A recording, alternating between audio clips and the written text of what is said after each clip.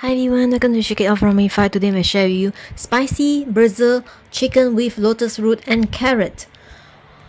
300 grams of chicken, 1 carrot, 1 lotus root.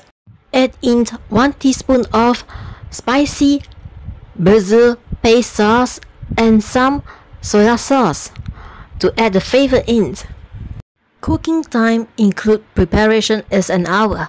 Either you can prepare this for lunch or for dinner. It's not too heavy and it's delicious. And here is the brown rice and the purple rice. It's a mixed rice over here, as you can see. It's a very healthy grains. And do check out my cookbooks.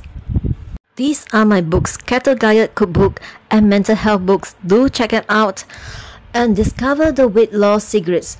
Lamourify.com